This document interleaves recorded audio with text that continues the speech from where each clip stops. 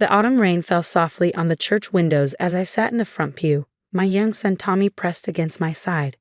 My mother's mahogany casket was surrounded by white lilies, her favorite flowers, though I had always suspected she only claimed to love them because they were the most expensive at the florist's. I should have been crying. That's what everyone expected.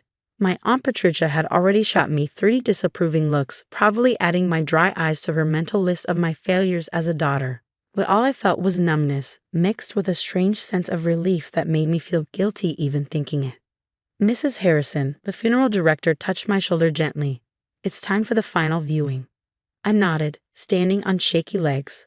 Tommy's small hand slipped into mine, his grip surprisingly strong for an 8-year-old. He'd been unusually quiet all morning, but I attributed it to the somber atmosphere and his first experience with death. "Mommy," he whispered as the line of mourners began filing past the casket. "I need to tell you something important." "Not now, sweetheart," I murmured, guiding him toward the casket. "We need to say goodbye to Grandma." "But Mommy." "Tommy, please." My voice came out sharper than intended, making him flinch. I immediately regretted it, but the weight of the day, the judgmental stares, and a lifetime of complicated emotions toward the woman in the casket were wearing me thin. We joined the procession. My mother looked peaceful, almost kind in death, an expression I'd rarely seen in life. Her silver hair was perfectly styled, her favorite pearl necklace gleaming against her blue dress. Everything exactly as she would have wanted it. Even dead, Margaret Wilson had managed to orchestrate every detail. Back in our pew, Tommy fidgeted beside me throughout the service. I barely heard the pastor's words about my mother's dedication to family and generous spirit. 20 years of memories flickered through my mind instead. Mother's cruel comments about my weight as a teenager, her disapproval of every decision I ever made, her constant reminders that my father left because I wasn't good enough. And now, the pastor's voice cut through my thoughts. Margaret's sister Patricia would like to say a few words. My aunt approached the podium, dabbing her eyes with a lace handkerchief. Margaret was more than my sister. She was my best friend, my confidant. She carried such burdens, raised her daughter alone after that terrible abandonment. I felt the familiar twist in my stomach at the mention of my father. 20 years, and they still painted him as the villain who walked out on his family without a word. Mother had built her whole identity around being the abandoned wife, the strong single mother. She'd received decades of sympathy, casseroles, and admiration for her resilience. "Mommy," Tommy tugged my sleeve again, more urgently. "Please, it's about Grandma," she gave me. "Tommy, I whispered, noting the glares from nearby relatives. The reception afterward was held in the church basement, the same basement where I'd attended Sunday school, youth group, and 1,000 potluck dinners under Mother's watchful eye. Now it was filled with mourners eating triangle sandwiches and sharing their favorite Margaret Wilson stories, each one feeling like a scene from a different woman's life than the mother I knew. "Diana." Aunt Patricia cornered me by the coffee urn. "Your mother would be disappointed by your behavior today. Not a single tear. After everything she did for you?" I opened my mouth to respond, but Tommy suddenly burst between us. "Mommy, you have to see this now." He was practically jumping with urgency. "Thomas Wilson," Patricia scolded. "Where are your manners? Your grandmother taught you better than." "Here." Tommy thrust an envelope into my hands. The paper was creamy white, expensive, Mother's preferred stationery. My name was written on the front in her perfect penmanship. "What's this?" I turned the envelope over. It was sealed with Mother's distinctive wax seal, a pretentious touch she'd adopted in recent years. "Grandma gave it to me last week," Tommy explained breathlessly. "When you took me to visit. She made me promise not to tell anyone or give it to you until after the funeral. She said it was super important." Patricia leaned forward, curiosity overcoming disapproval. "Well, open it, Diana." My hands trembled slightly as I broke the seal. Inside was a single sheet of paper, covered in Mother's elegant handwriting. The first line made my blood run cold. "My dearest Diana, if you're reading this, I'm dead, and it's finally time for you to know the truth about your father." The coffee cup slipped from my hand, shattering on the linoleum floor. Hot liquid splashed my black heels, but I barely noticed. My eyes were fixed on the letter, racing through the words that would change everything. 20 years ago, I did something unforgivable. Your father didn't abandon us. I drove him away, and then I lied. To you, to everyone. The truth is, Deanna? Patricia's voice seemed to come from far away. What is it? What does it say? But I couldn't speak. The ring was spinning as 2 decades of carefully constructed reality crumpled around me. In my mind, I saw my father's face the last time I'd seen him, the sadness in his eyes that I'd never understood until now. I heard Mother's voice all those years, feeding me lies that shaped my entire life. Mommy? Tommy's small hand found mine again. Are you okay? Grandma said the letter might make you sad, but that you needed to know. I looked down at my son's worried face, seeing for the first time how much he resembled my father. The same concerned furrow between his brows, the same gentle eyes. My mother had known she was dying. She'd chosen my innocent 8-year-old as her messenger, ensuring I couldn't escape the truth even after her death. Diana, you're white as a sheet. Patricia reached for the letter. Let me see. I pulled it away, folding it quickly and tucking it into my purse. I need some air, I managed to say. Tommy, come with me. As we hurried toward the church doors, I heard the whispers start behind us. Let them talk. They'd been believing Mother's lies for 20 years. What was one more day of gossip? Outside, the rain had stopped. Tommy and I sat on the church steps, the wet stones soaking through my dress. I pulled out the letter again, my hand steadier now. Did you read it? I asked Tommy. He shook his head. Grandma said it was only for you, but she cried when she gave it to me, Mommy. I've never seen Grandma cry before. Neither had I. In all my life, I'd never seen Margaret Wilson show that kind of genuine emotion. What kind of guilt had she carried all these years? What kind of woman orchestrates her final revenge, or was it redemption, through her grandson? I took a deep breath and began to read the letter properly, my son's warm presence beside me anchoring me as my world tilted on its axis. The truth about my father was finally in my hands, and nothing would ever be the same. The letter trembled in my hands as I read my mother's final confession. Tommy leaned against me, providing silent comfort as 20 years of lies unraveled in elegant cursive. Your father was a good man, Diana. Better than I deserved. The story I told everyone about him abandoning us was my greatest sin. The truth is, I forged documents showing I was having an affair. I planted evidence, created fake photos, and made sure he found them. I drove him away because I discovered he was planning to divorce me and seek custody of you. You see, he found proof of my embezzlement from the family business. I had been stealing money for years to maintain our lifestyle, and he was going to expose everything. I couldn't lose my reputation, my social standing.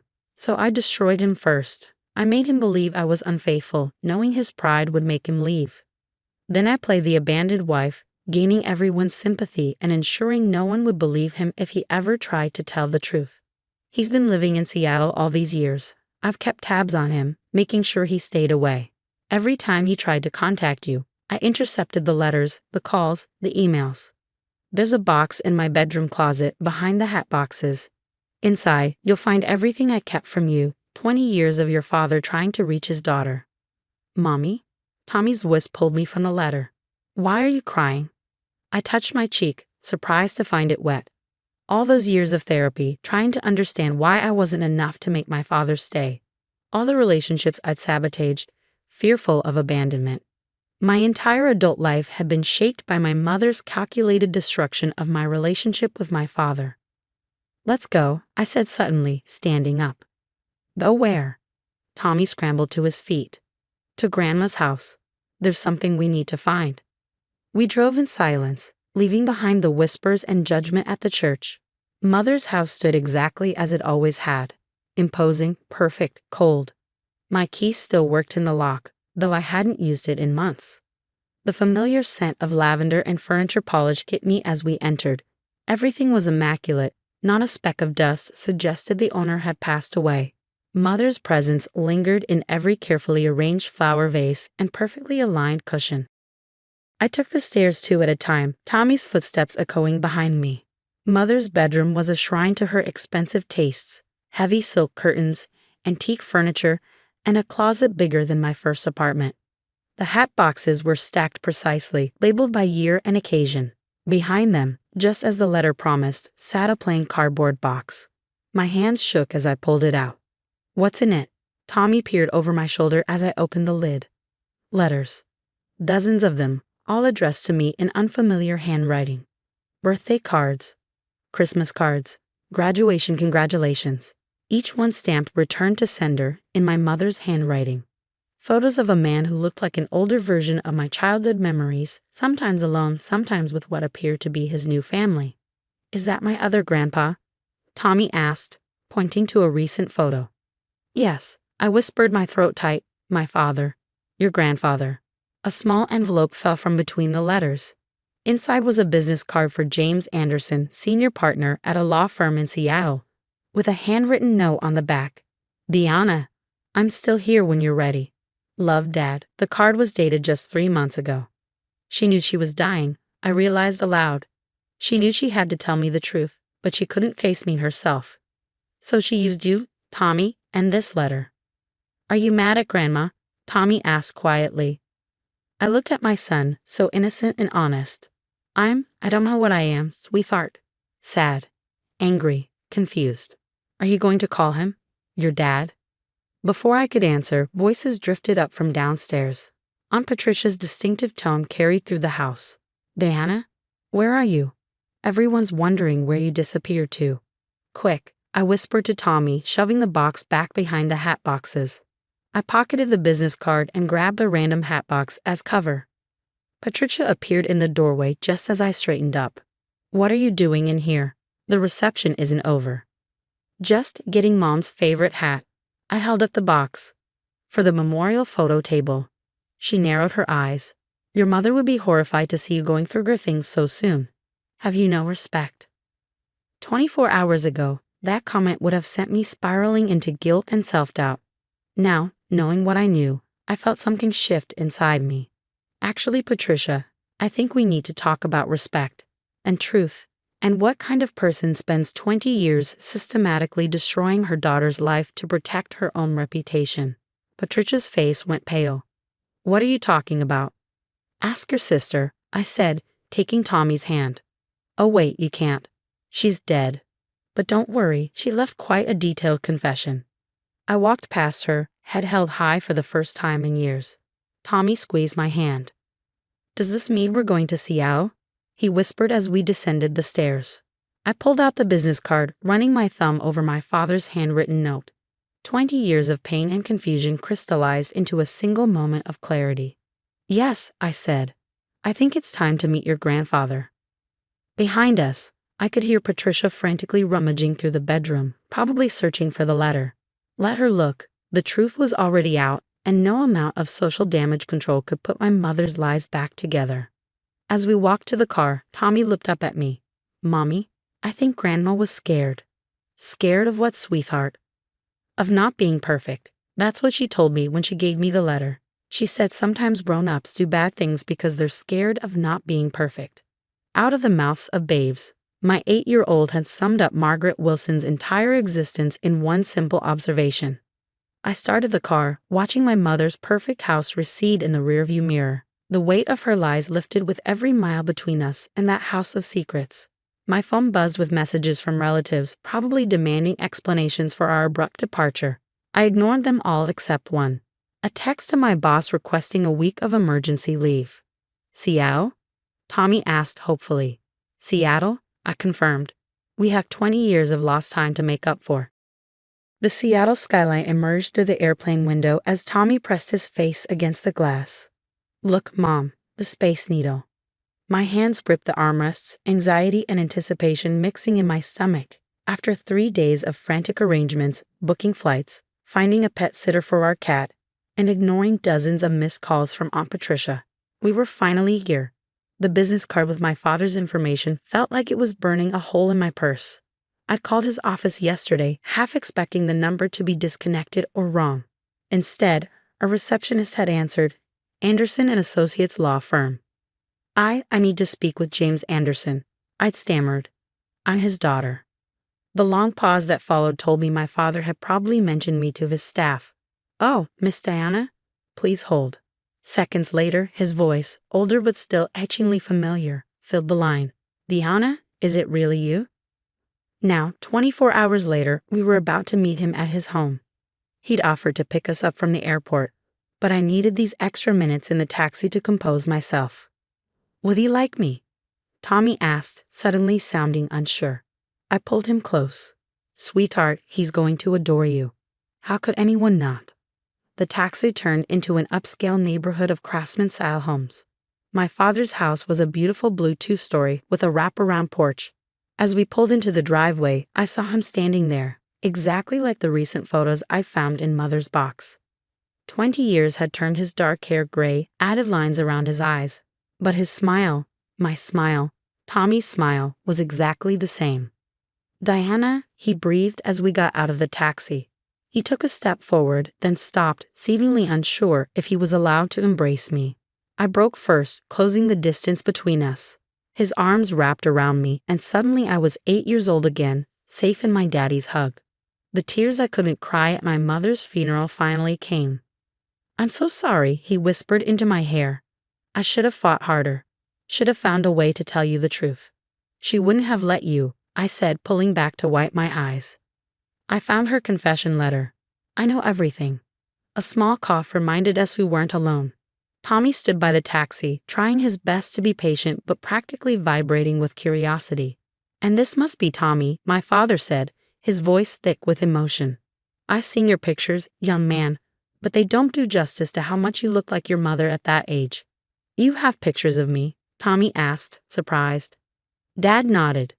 Come inside, both of you. I have a lot to show you.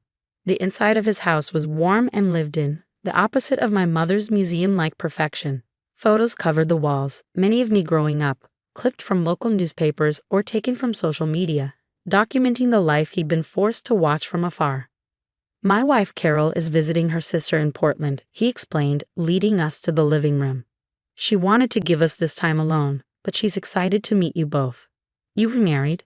I asked, then immediately felt foolish. Of course he had. It had been 20 years. 15 years ago, he smiled. She has 2 children from her first marriage, and we had a daughter together, your sister Emma. She's away at college now. A sister. I had a sister. The reality of everything I'd lost hit me fresh. I have an aunt. Tommy perked up. You sure do, buddy, and 2 uncles. They're all looking forward to meeting you. Dad went to his study and returned with a large box. I kept everything, he said softly. Every article about your academic achievements, your college graduation announcement, the notice about Tommy's birth. Your mother wasn't the only one who saved things. But unlike Mother's box of intercepted messages, this one was filled with love and longing rather than manipulation and deceit. Why did you ever just show up? I finally asked the question that had been burning inside me. Why didn't you force the truth out? He sighed heavily. Your mother made it very clear that if I tried, she would destroy not only my reputation but my entire life. She had manufactured evidence of financial misconduct that could have sent me to prison. By the time I rebuilt my life here and had the resources to fight her legally, you were an adult. I was afraid forcing the truth would only hurt you more. But you kept trying to reach me. Every year on your birthday and at Christmas. Every major milestone. I never stopped hoping that someday you'd be ready to hear the truth. Tommy, who had been uncharacteristically quiet, suddenly spoke up. Is that why Grandma cried when she gave Mom the letter? Because she was sorry? Dad looked thoughtful. Your grandmother was a complicated woman, Tommy. Sometimes people do terrible things because they're scared of losing what they have. It doesn't make it right, but maybe at the end she wanted to try to make it a little bit better. I thought about the timing of Mother's confession, using Tommy as her messenger. She made sure I couldn't confront her about it. Typical mom, controlling the narrative until the very end. But she can't control it anymore. Dad said gently, what happens next is up to us. Looking around at the warm home my father had built, the family photos, the evidence of 20 years of love kept alive through newspaper clippings and distant hopes, I felt something settle in my heart. What happens next, I said, taking Tommy's hand, is we make up for lost time. All of us. Tommy beamed, Dad's eyes filled with tears. And somewhere, I hoped my mother's restless spirit could finally find peace, knowing that her last act had been to return what she'd stolen so long ago. The truth, and with it, the chance for healing.